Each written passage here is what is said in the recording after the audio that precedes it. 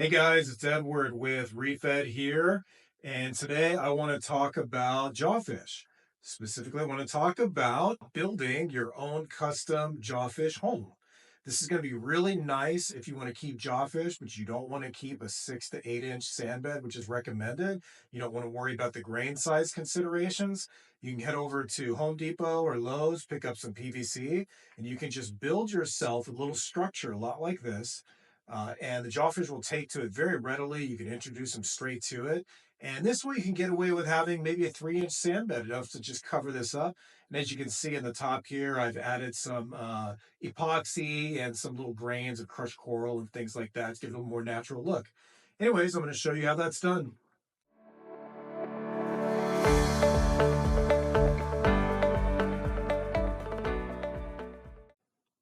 So first things first, let's head to our local hardware store, go to the plumbing section. There you'll find a wall of PVC components of different sizes. It's all pretty standard Schedule 40, and this is what we're going to be using for this build. And the first thing we're going to grab is a T-section, 2 end cap pieces, and that's going to fit together like this with some glue or cement. And then you're going to choose your elbow piece, either the 45-degree or the 90-degree.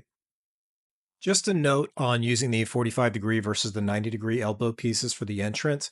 Either will work, and I've used both. I'm going to be using 90 for this build because the 45 is a little trickier to bury and will let more sand in to try to in.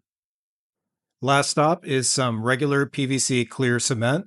This will help seal the little crevices, but you can also use super glue, and I use both in the video.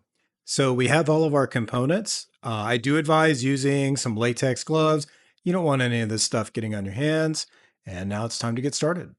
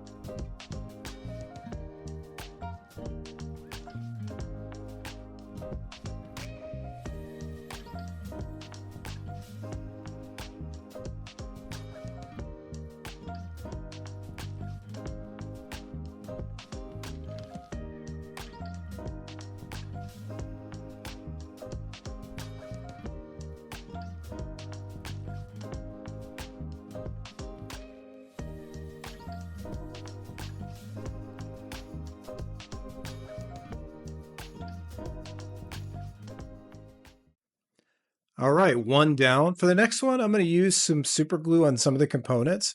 I actually found it a little easier to apply, and it dried a little faster thanks to using the extra thick super glue, but it does not seal the crevices quite as much. So you might want to use both so that you can better fill some of the gaps when the end cap doesn't quite flush with the T-joint.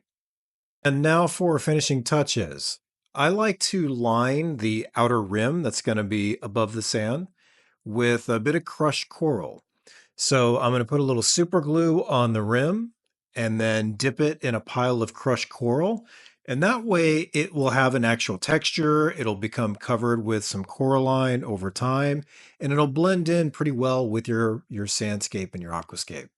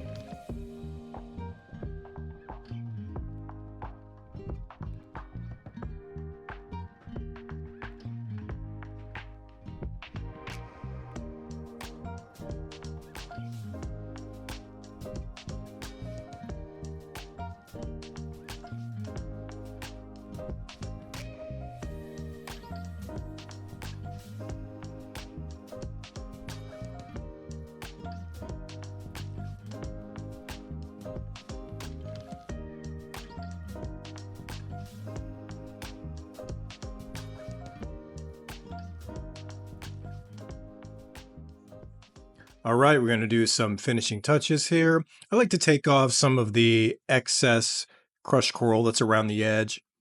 And here's a couple of shots of the tank with these caves in action. And you can see the jawfish is living quite happily inside. Well, I hope you found this video useful.